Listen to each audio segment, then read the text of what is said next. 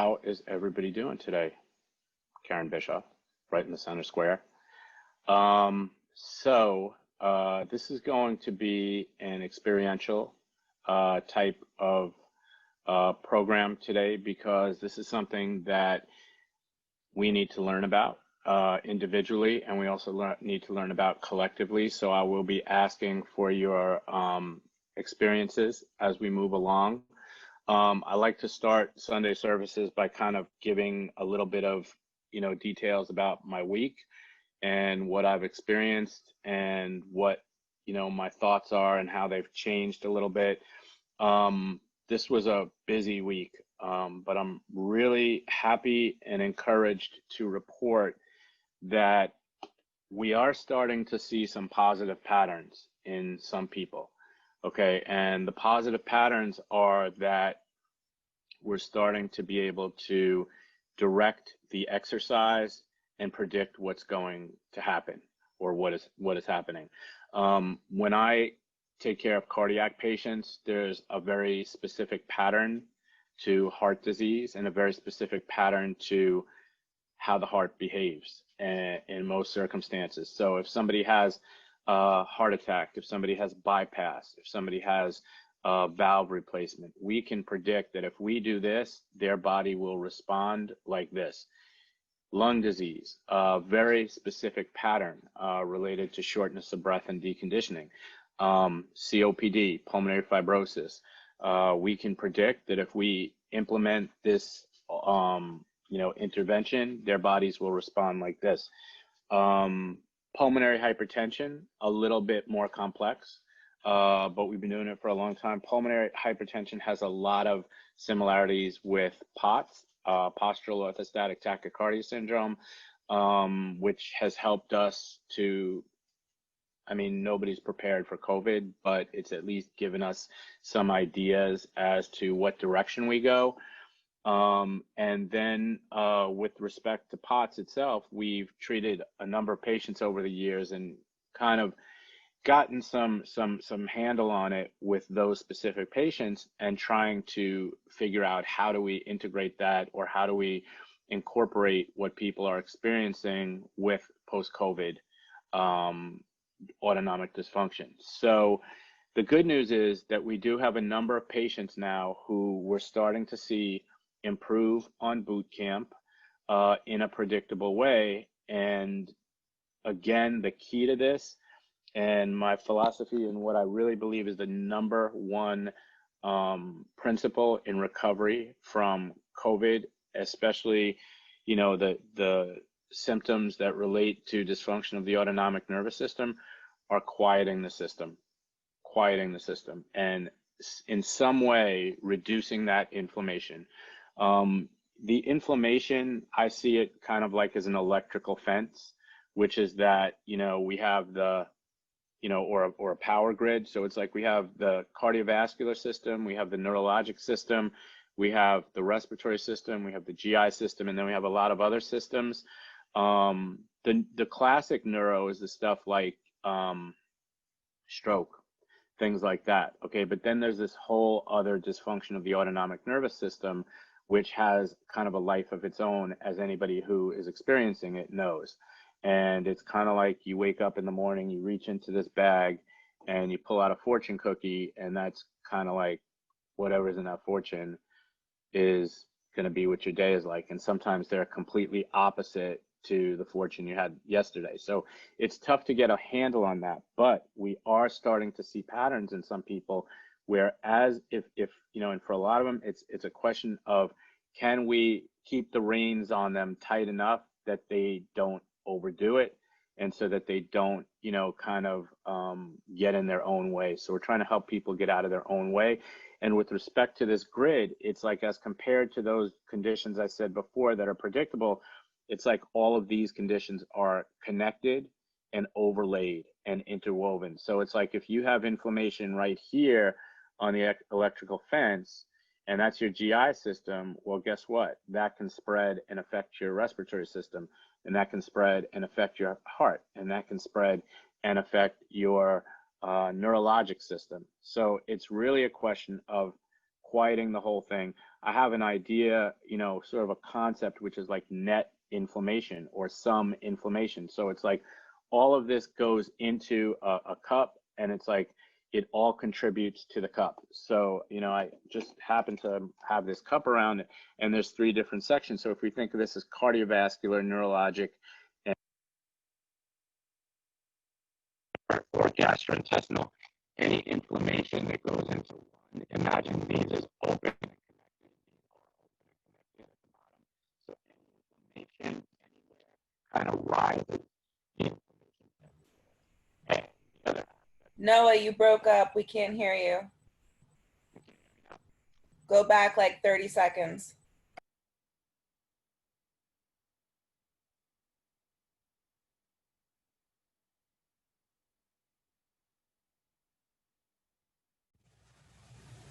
Can you hear me now?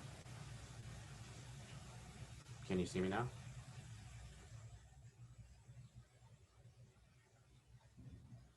Can you see me now? All right. So, so the idea is that, we have this kind of inflammation that's together, and that's one thing that's kind of like the overall kind of bubbling inflammation. But then when it comes to activity, it's a similar principle, but it's a little bit different. And just tell me if this resonates with anybody, but it's like a pot on a stove, right? And anything that's bothering you, whether it's neuro or respiratory or cardio or what have you, or it's activity, right? And let me just back up a second. Let's think of it like this from a physical perspective. So any physical activity that you do, any emotional upset that you may have, and that it doesn't have to be necessarily bad upset, it could be good upset, which is like an oxymoron, but it's like somebody can call you up and say, hey, guess what? Sylvia had the baby and everybody's healthy. And it's like you get this huge swell of emotion. And even though it's good emotion, right, if our system wasn't so fragile, that would be very enhancing to us. And that would be very exciting in a positive way to us. But that takes away from our overall budget. And so does intellectual stuff. So I know people, and I'm looking around the room, and I know that people around this room have done things like taught courses, been on the internet, written, done their taxes, things like that. Those things are things that are all very stimulating, and they're really energy sapping. So they're gas burning, if you think of it like this.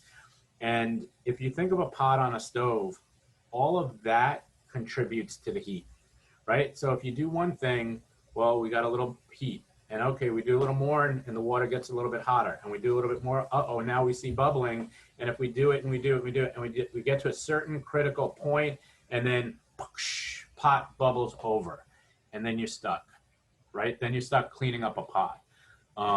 And does that sound familiar to anybody here? Raise your hand. Okay, so the other thing is there's a big kind of learning, it's not a learning curve, it's a learning event that almost all long haulers experience, which is that, I don't know what happened. I was feeling so good. And then I say, and what'd you do? And then it becomes like I walked 2 miles, or I went, nobody has yet told me they went to the club, thank God. But it's, I walked up a flight of stairs, and it's literally, today I spoke to somebody in the UK on the phone who said, you know what, I was doing great. I did boot camp day 1, I felt good. I did boot camp day 1 again, I felt good. I did boot camp day 2, felt good. Boot camp day 2 again, felt good. Boot camp day 3, felt good. And then I did something stupid. What was it? Walked up and down 2 flights of stairs. Okay, now under normal circumstances, we wouldn't necessarily think that that's enough to wipe us out for 3 days or 4 days or 5 days, right? But it's not the act itself. It's the act that becomes the lighter for the fuse that then goes back and triggers this electrical grid. And that's where it magnifies. That's my feeling about it, okay? I'm not a researcher. I was going to say I'm not a super researcher, but that would have been laughable. I'm not a researcher, okay? Julie, thankfully, who you see here, has offered her team to us to help research, okay? She's got a bunch of people, basically they're getting paid to stand around and do nothing at this moment, looking for something to do. And we said, hey, we got something we could do here. So Julie is a researcher and her team are research, and hopefully we're going to get some real data on this. And we're also trying to open the first in-person COVID center in New York City so we can start doing our bread and butter testing with people, where we can start doing exercise testing and watching and having people on the monitor, not just for spot checks, but watching everything that, you know, we do. So the thing is that it's really important that more than anything, okay, so Amy is asking, is there anything you can do to dampen the fuse other than rest? The answer to 90% of the questions, no, 99% of the questions you're going to ask is, I don't know, and I don't think anybody knows, okay? I think a lot of this is trial and error. And so if we don't know if this is going to be helpful or this is going to be what throws you overboard, then I would say, hold on, walk around the deck slowly until we know what's going on here. I have a strong belief, and I am literally, this week was my eye-opening, thank God, belief, which is that as that inflammation starts to settle down, it's going to be like, here comes the sun, like the garden is going to start to regenerate again, okay? COVID is like a scorched earth, and it affects a lot of different systems, and systems recover at different speeds. So the heart recovers, believe it or not, pretty quickly. The respiratory system recovers a little more slowly, but in a predictable way. The neurologic system is tricky, and it takes a long time. And dysfunction of the autonomic nervous system is really tricky. And I describe it as, again, you reach into a bag, okay, and you don't just get like one fortune cookie a day. Like if each fortune cookie held one symptom, it's like, okay, take out your 8 fortune cookies for the day, and that's going to be your symptoms. As Lou DiPaolo has said, ask me about COVID every week. Every week I'm going to give you a different answer. But here's the good stuff. So I've always believed, this is another view I came up with this week, which is, imagine there's a scale from -10 to 10, okay? So -10 to 10. So 0 is neutral, nothing too positive, nothing too negative. 10 is great.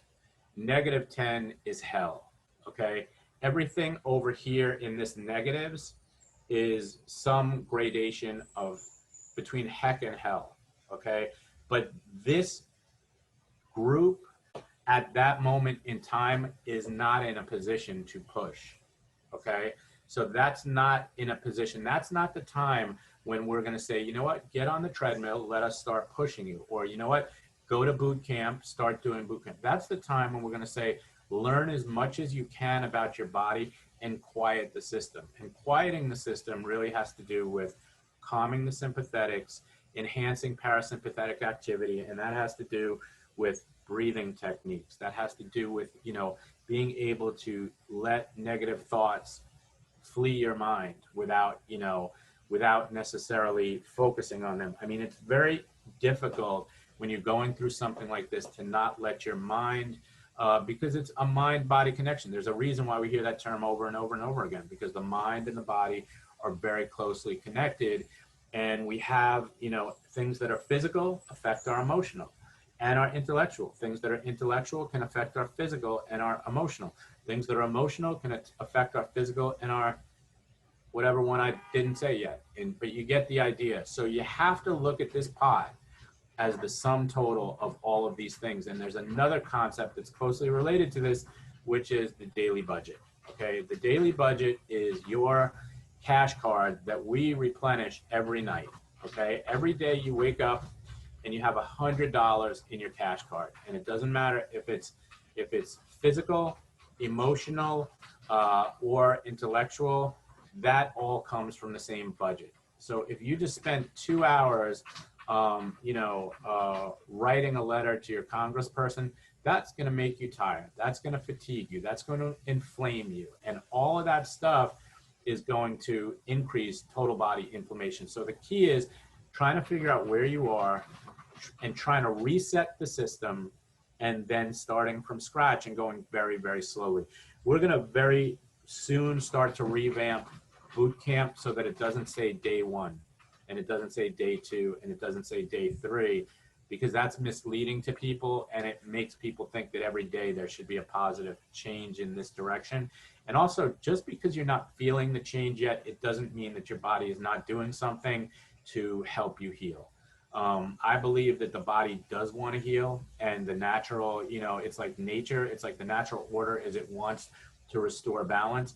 And we kind of have to just make sure that we don't get in the way of that balance, or we try to stay out of that way as much as we can. So if these 10 negative 10s, like, and over to 10, everyone in this negative phase has to be super careful. The goal is to try to decrease inflammation. Now, up until this week, I hadn't found the first unicorn, which is the person that I thought was going to be at level 0 that we can start pushing.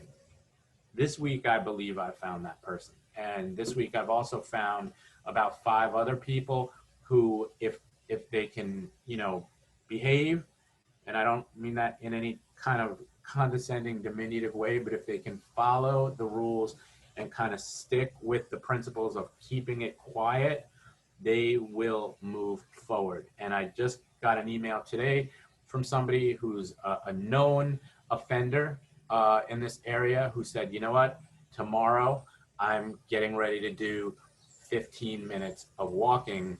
And I sent her a text, and it said it was a word that I made up for her, and the word was okay. So I'm not going to tell you who it is, so I don't reveal. It was my mom. Looking forward to 15-minute walk. I still can't believe I can do all this. Amazing. And I made up a word for her, and it's called congratulations slow. Okay? Congratulations slow, because it's like, that is awesome. Okay? You are the person that is now leading our pack and giving us all hope. Don't mess it up by overdoing it, because it's a short fly from, oh my God, this is so great, I can't wait to do 15 minutes. Maybe I'll just do 1 more minute. No. Okay? So there's that. But overall, this is good news. Okay? I know a lot of you are still kind of stuck in that, oh my God, I don't see any progress yet. Or the progress is so small over such a long period of time. And that's tough. And believe me, it's tough for us too. Believe it or not, it's not as tough as for us as it is for you. Obviously, I'm not in any way saying, hey, we are, we're all screwed. No, it's not that. But it's, Marion's here too. I mean, I could tell you this, we're not used to working with people who the progress is really so slow. And in some cases we're working, it's like, it reminds me of an episode of MASH where there was a patient, and Charles Winchester was a magician, and he just kept coming up, he'd come up, we'd pull some flowers out, nothing, and he'd come up and he'd say, rabbit out of a hat, and he'd, do this. And the idea is like, that you're doing your best tricks, and it's like we still feel like we're rolling our tires, we're whatever that word is there. And so the key is, don't give up. We're not giving up, and we're moving forward. And everything that we learn from every patient helps every other patient. There's the grid too. So the grid works positive and negative. And sometimes we learn negative things, but it's like, we're learning what not to do also, and that's very valuable. It's like I learned how to speak because every time I would curse in public or at a professional event, I would get slapped down or reprimanded, and that's how you learn too. So I encourage you, hang in there. I know some of this is so painful and so really stressful, but I promise you, you're not alone. And I promise long haulers that you are seen. Everybody knows you're here now. Everybody's working on this. And we are doing our best, as is everybody else, to make some progress here. So any questions or comments about that so far? Does that make sense and sound familiar to people? Is there anyone who that doesn't sound familiar to? Okay. So now here's the next thing. Okay, we've talked about breathing before, we've talked about other exercises, but I want to start to look at, because coincidentally I've heard from a lot of people this week with headaches. And the thing about headaches is they are mysterious. Okay, just what we need, another mysterious kind of mystery, wild card here. Headaches can come from so many different things. They can be vascular in nature. They could be orthopedic and musculoskeletal in nature. They can be neurologic in nature. And probably if we look at, 10 people with headaches, we're going to find that 10 people have headaches for 10 different reasons. Same thing with neck, shoulder, back, chest pain. The chest pain's its own little category, but I figured we'd get the ball rolling with this and work our way down. We're not going to get through all of that today, okay? But I do want to address head, neck, and shoulders in particular. How many people experience headaches? Is there anyone who doesn't experience headaches? Raise your hand. Okay, the people, just so you know, just the people with headaches, don't get jealous of the people who don't get headaches. The people who don't get headaches, those are usually the people that give others a lot of headaches, okay? So they know it, okay? They're lucky. It's like the devil and Daniel Webster. They give a lot of other people headaches, and as a gift, they don't get any headaches. But headaches can be a lot of things. And one thing I love is Eastern medicine.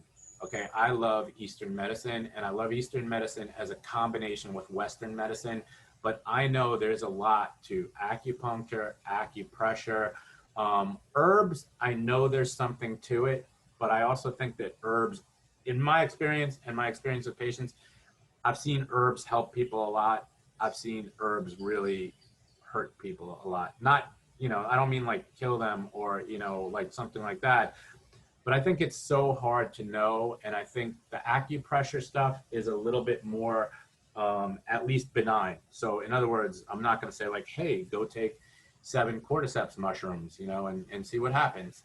But I think it's worthwhile to start at least trying to break the cycle. And there's a cycle of pain and spasm and neurologic stimulation and things like that. And sometimes, it's like, I don't know if this is going to sound weird. I don't know if anyone but if somebody's like stuck on an electric fence, like you can't touch them. You have to disrupt the circuit, and you usually use something wood to get them off the fence. And we just have to break the cycle. We have to break the cycle somewhere. And I think that the cycle, it's hard to break the cycle at the root because we don't necessarily know what the root is, right? Sometimes it's very obvious. Sometimes somebody comes in, their neck is like a brick. Sometimes they come in, their shoulders are super tight, and we know it's in the areas that affect the head. Easy, okay? But sometimes it's not as a parent. So what I would love to do is spend some time showing you some different kind of points and also little interventions that you can do, okay? And you can feel out and you can experiment with, okay?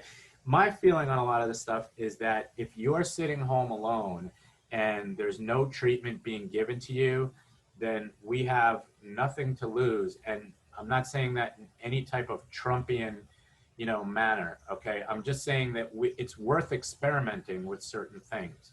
And some of these things are simply finding the sensitive areas and putting different types of pressure on them, okay? Now, I used to take care of a patient who also became one of my best friends who had Ehlers-Danlos syndrome, okay? And I used to take care of a lot of patients in the late 80s, early 90s, when AIDS was kind of a mystery and HIV was still this mystery of signs and symptoms and things like that. And for the people that wound up with neuropathy, for some of them, even the sheet blowing by their leg felt like it was excruciating. And so for somebody like that, obviously we don't want to inflame. And it's the same thing with everything that we're going to do right now. I'm going to ask you to just do something and sit with it for a minute or two, and then we're going to stop, and I want to hear how it feels, okay? And the questions are going to be, was it helpful? In other words, do you feel better? It's going to be very simple. Do you feel better? Do you feel worse? Do you feel unchanged? And there's no wrong answers, okay? But keep this in mind that as we do this, you will be learning about yourself, and collectively we will be learning about ourselves. So first and foremost, okay, the first thing you're going to do is always keep in mind that you're always going to start with a lighter pressure than a more vigorous pressure. That's common sense. And the other thing is that a more kind of diffuse, spread out pressure like this is always going to be less stimulating than a more direct pressure, which is going to be, you know, and we want to work from one to the other. So the first thing I want you to do, and if anything that we do is uncomfortable, makes you feel bad or tired or dizzy or short of breath or chest pain or pressure, or it makes your headache worse, please stop. Don't feel the need to go forward with this, but we're going to go very, very slowly, and then I want to hear experience. So first thing I want you to do is I want you to just put all your hands resting just very gently here. So this is like if somebody wanted to move my hand, you know, I would be, it's almost like you're petting a caterpillar, for those of you that are caterpillar petters. So I want you to just sort of slide your hands up until your head, and when this part of your hand gets to the upper part of your temple, I just want you to stop, and if you can put your head like this, and I just want you to take some nice deep breaths in through your nose. I'm not going to count the exhalations, but let's try to breathe in for 2 and then just let the air out. So breathing in, and then let the air out. So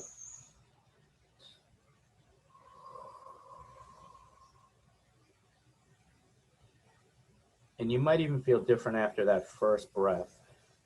Breathe in, and let it go through pursed lips.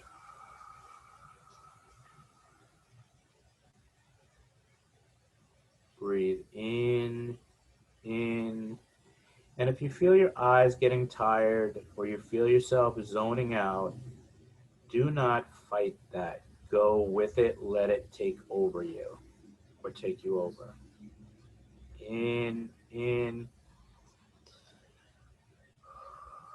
And when you breathe in for 2, your exhalation should be somewhere between 3 and 4, but whatever's comfortable for you.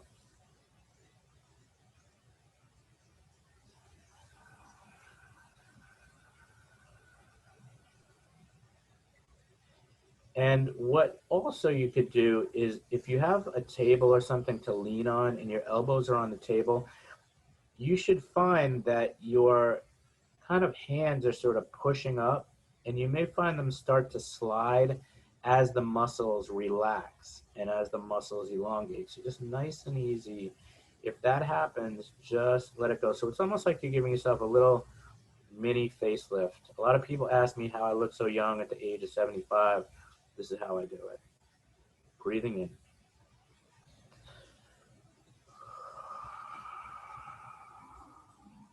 And I do use the Zoom facial enhancement program. And now what I want you to do is I want you to just very gently slide your fingertips down the caterpillar again. And if you haven't figured this out, yes, you are the caterpillar in this story. And we're going to start again. We're going to do that same thing again. So just look what's happening to my hands as I do this. Like they're very, very, very gently moving, breathing in.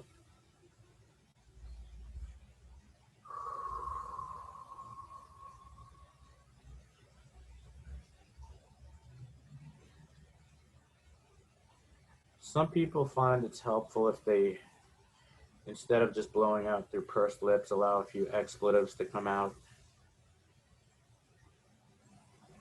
Nice, easy breathing in. Ah, damn it. Nice and easy.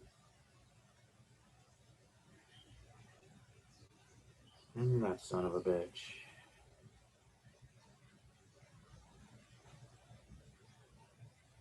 And what you might feel is that, again, the muscles on the side of your head, yes, there are muscles there, may be loosening and may be allowing your hands to kind of slide up.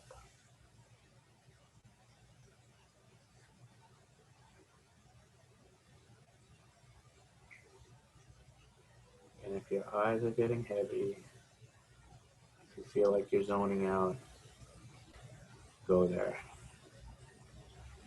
And we're going to do this just one more time. As the, I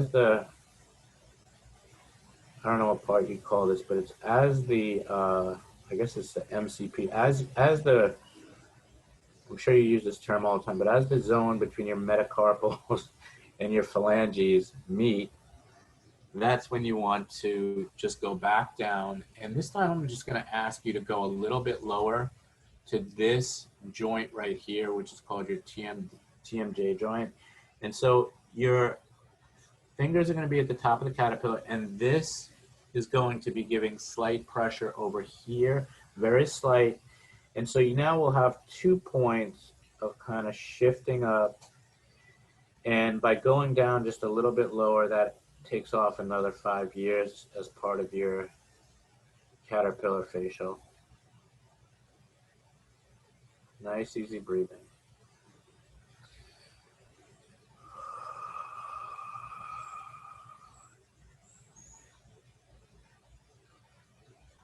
And this is called, I believe it's called muscle energy technique, where you're basically asking the muscle what it wants to do. And as it releases, that is what's allowing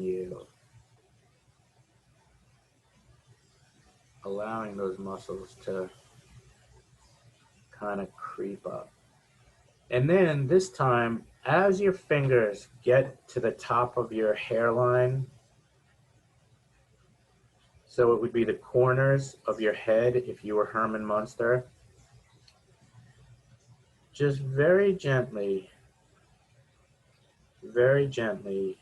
with your nails or the tips of your fingers, just give yourself a little tiny massage with your fingertips. And you could go all the way down your hairline if you want. Nice, easy breathing as you do this. Being that we're in quarantine, it's always helpful to imagine it's someone else.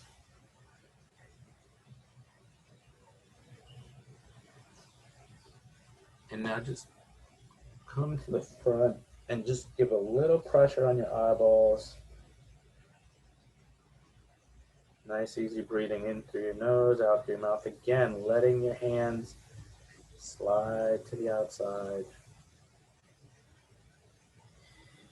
And when you feel ready, open your eyes and just come on back.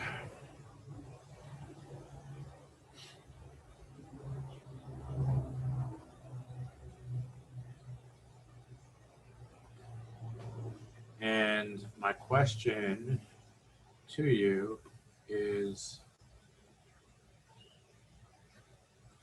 better, worse, or unchanged? Please feel free to unmute yourself.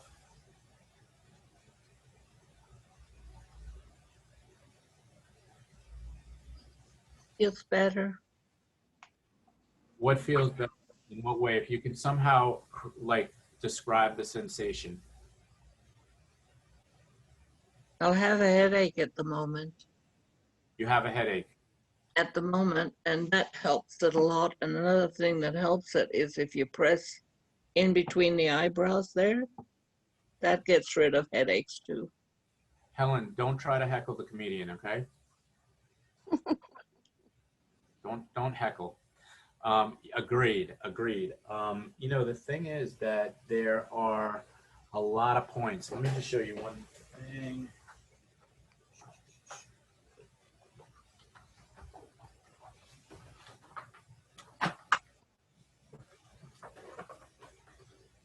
It's a nice small book to read. If you look at this, there are points all over, okay? And if you look at the side of the head, there are points all over. And so the key to this is these are not, you know, these all connect to different pathways and affect different organs. And so the key to this is figuring out what helps and what doesn't help. So you had a headache. I thought you were going to say you didn't have a headache and now you have a headache. That would. No. So it helped a little bit. So we just did about 5 or 6 minutes of that. Okay. And we're not going to do any more of that today because again, we might do, okay, I want to hear more comments. Better, worse, or same. What are your experiences? Better, worse, same, or different? Different could be you still feel something, but it's different than what you felt before. Rose? Better. I suffered from migraines and stuff anyway prior to COVID, but these have been more intense, different headaches. So feeling those pressure points and all gently with my hands, I do feel, different. It did help. Anybody else? Yes. Yep. Donna? I would say it felt different. Better in certain areas and still feeling it on the top of my head. Was it worse on the top of the head or the same? So it was the The same same, on the the head. same. Well, that's a Same net. on the top of the head, but where it same on the top of the head, but where it engulfed kind of the whole head and the back, it's not there anymore. Well, that's a big positive. You didn't expect I was going to cure your whole head in 6 minutes, did you? No, I did not. Okay. Mm-mm. No, I'm just teasing. I'm just kidding. But that's big. I mean, if you now start wearing a little skull cap, where before you had on like a full, that's a Exactly. Yeah, Um, and if I did it for a little bit longer, it might take the top away. And the reason why I'm saying don't do it, okay, and I will do these with you because I think it's going to take some daily stuff. I will meet at 9 p.m. every day this week for 10 to 15 minutes, and let's learn about this together. Other experiences, Okay. Martha? So I felt like I was worse. I also get a lot of migraines and I have a lot of neck pain this morning, and I think we're going to work on neck too. But I thought I felt worse because like bending over made my neck hurt more. I kind of was concentrated on my hands, kind of hurt. I kind of had to play with the pressure. But now that we're sitting here, I feel an energy release in my face. And I've done a lot of acupuncture. I mean, I haven't done any since February, of course, but it's the first time since February that I have this feeling of energy release. Just So now. I think doing it longer or a little different to adjust for different pains. I mean, I feel like I do in the acupuncture table. I feel this energy release down to my toes. All But right. while I was doing it, I wasn't Feels here. thrilled. You know what? That's how it is sometimes. Okay, that's how it is sometimes. So there's something called the pain spasm cycle. Okay, for anyone who's familiar with trigger points or things like that, you can have a spasm. And I actually strained my back this morning. It's in spasm now. Believe it or not, petting my dog. So that's crazy. When a muscle goes into spasm, okay, the way that a muscle, number one, receives nutrition, and number two, relieves and releases waste products is by contracting and relaxing. And what's happening at that time is the muscles are constricted. I mean, the vessels are constricting and dilating, right? So you squeeze and it removes all the painful metabolites and waste products. You relax and you get this flush of, in this rush of blood. As a matter of fact, when Coldplay were my patients, they wrote a song about it. It's called "A Rush of Blood to the Head." There's that. But the thing is that sometimes it hurts and it's uncomfortable when you do it, right? But then you release after.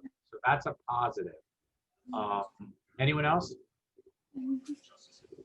And, yes, ma'am, in the red shirt. What is your name? That's me. Yes, that's you. I'm Sherry. Sherry. Yeah. I have COPD, and I noticed early on that I was able to yawn, which is unusual for me. I think that might be the parasympathetic response, isn't it? Maybe. With everything that's going on, COPD is also a complex kind of thing also. I am hesitant to assign a label to what is what at this moment, because the answer is we simply don't know. And, you know, for anyone that's talking COVID these days and saying they know, I run from that person, because nobody knows. I like the people who say, you know what, we don't know, but let's try this. And we go by experience. It's going to take I a little agree. but I'll tell you something about COPD. One of the things about COPD is that COPD involves hyperinflation of the lungs, okay? KB, pay attention to this. So hyperinflation of the lungs, and when that happens, we push down on the diaphragm. The diaphragm is normally a dome-shaped muscle that is, you know, it contracts downward, and that's what creates this negative pressure that brings air in. And the thing is that when you're hyperinflated, meaning your lungs are overinflated, it pushes down and puts the diaphragm at poor mechanical advantage. And then you have to use the accessory muscles of breathing. Those are the muscles of the neck and the shoulders and the back and the chest. And those become so overworked that when we do the neck, you're going to see something totally new. You're going to feel something. And the yawn, you know, that could be it, but it could be also even just releasing the TMJ joint, you know. We don't know what's what, okay? But I believe that this is a combination of musculoskeletal, you know, neurologic, but the thing is, let's disrupt the system, and if we get better, if we get better, then we'll deal with the details later, okay? But right now we have to intervene. Well, I feel better. Good. Anyone else? Patricia, did you want to say something? I do. I missed the first part because I always have a hard time signing in. So I guess I'm gathering from people's responses that maybe you're talking about, are you talking about symptoms from COVID? I am specifically directing it towards COVID, but this can be for many different conditions.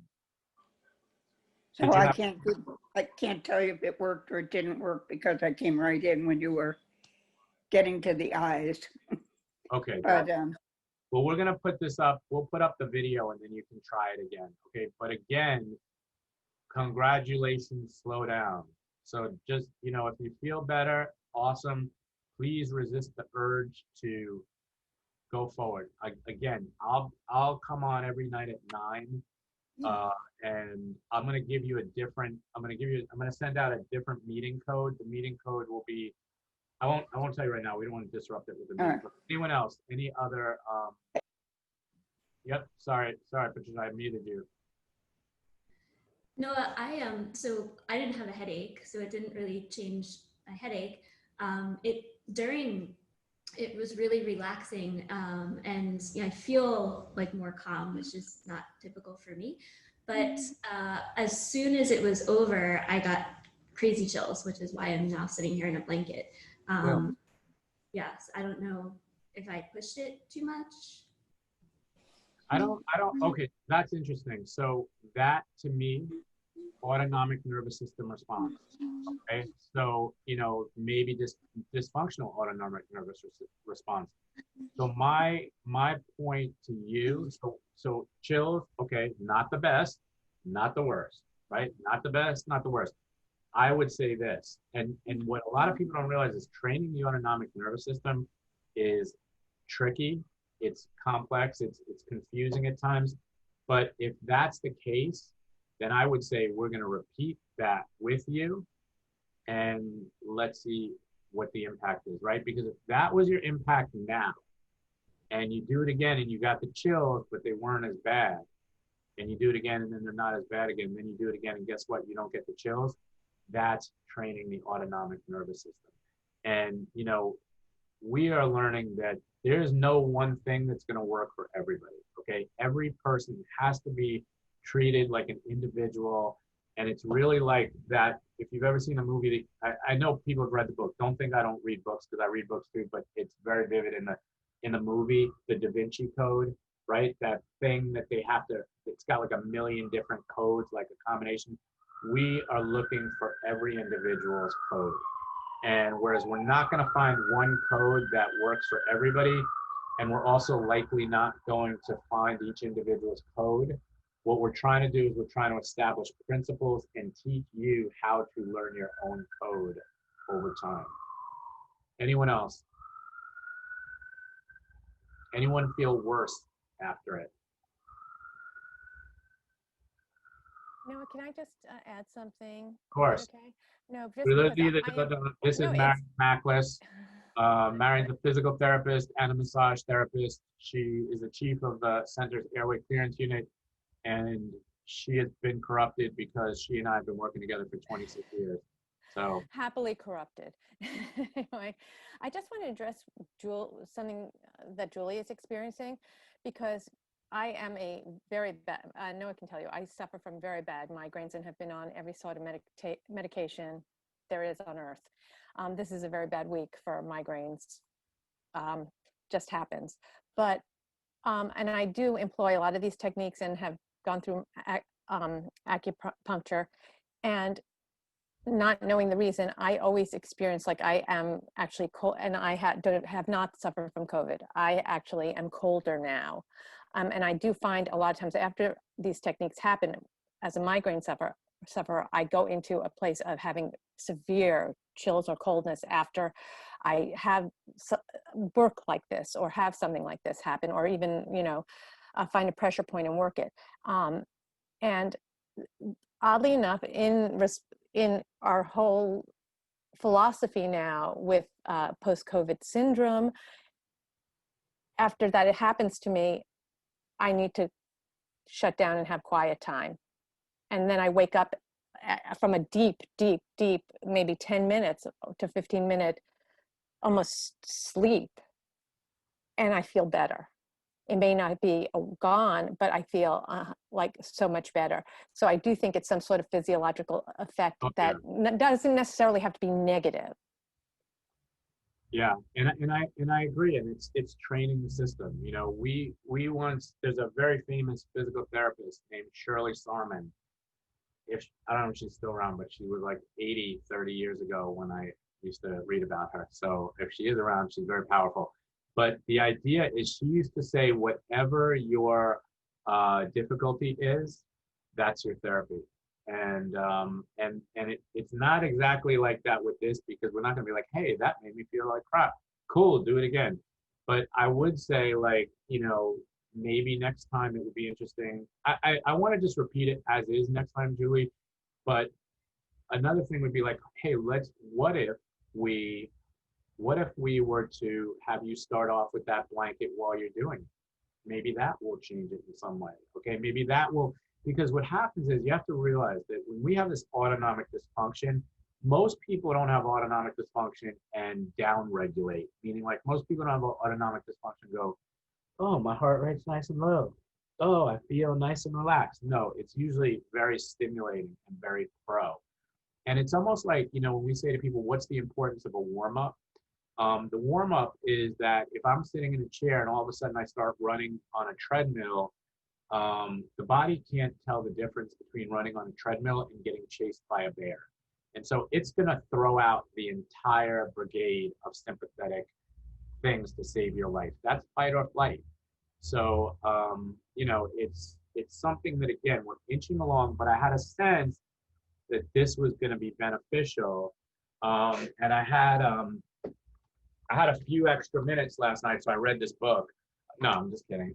But the idea is, I love acupuncture. I was actually in acupuncture school for almost a full semester before the schedule got insane. It was Tuesday and Thursday nights from 6 to 10:30 for a month, and that was good. And then the second month, it started with that plus Saturdays and Sundays, 9 a.m. to 7 p.m. And that's where I thought I might commit a murder on somebody. But I love it, and I think it's great, and I think there's a lot of value here.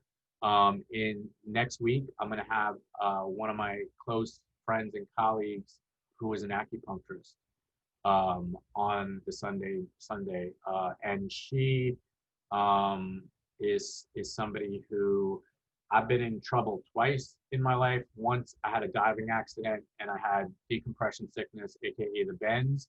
And another time I had an accident when I was working EMS, and I was like practically, like, I felt like I had no joint moving anywhere. She got me out of it both times. So, I think that we're onto something with this. Again, I'm going to ask, is there anybody that had any worsening or negative symptoms related to that? Okay, Karen, what about you? So my headache takes over my entire head. That activity helped my headache staying still, but if I move my head in any direction, my headache worsens. Right now or in general? In general, but I'm saying what we did, like Yeah. I had a headache just looking at this screen. What we did, as long as my head is still, that helped.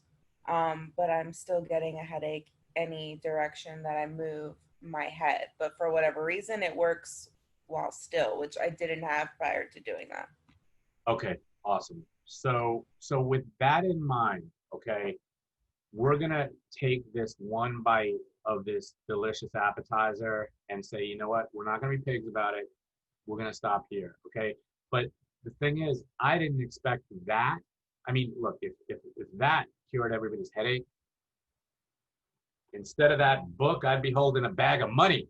No, but the idea is, I didn't expect that to cure anything or change anything. But if it didn't hurt you and you felt it even a little bit of improvement, that's the first ink stroke. And that means, you know, maybe at the end of tonight's meeting, we're going to do this again at 7. We have a meeting, and that's going to be with Lori and Erica. And then if we could just go a little further every day, but keeping in mind that we don't want to boil this pot over, then I think we're going to get some. And Karen, you know, and not just Karen, but for everybody who's got, like, some people have like a little headache here. Some people have a little headache. Some people have these kind of diffuse headaches, or they'll have a peanut butter headache here and a jelly headache all over the rest of their head. We're gonna find it. But the thing is, again, in keeping, like, think about this as exercise. Like, we need to step along with this very gently. First rule of medicine, primum non nocere, which means first, do no harm. So if you were not in any way worsened, and you were even, if you were no worsened, that's a plus. If you were bettered, then that's a real plus. But now keep in mind that you may feel some stuff later on today as well. And so what I'd love to know is your experience with that. So my email is noah@pulmonarywellness.org, or very simply noah@covidpt.org.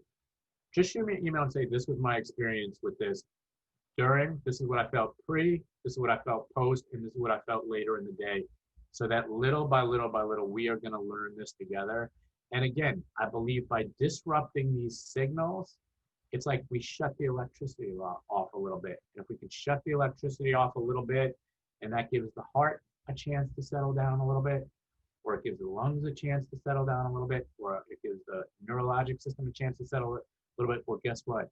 That pot is cooling, okay? And that's the way we do it. So any other questions, comments, feedback? Everybody have a great Sunday. Tonight, 7 p.m., it starts with Yes. Erica Mastrobuono, formerly Greenspan, not my ex-wife, my sister, and Lori Nadell, PhD. Have a great day. Enjoy. Don't overdo. Chill out. It's Sunday. Bye, everybody. Thanks, Marion.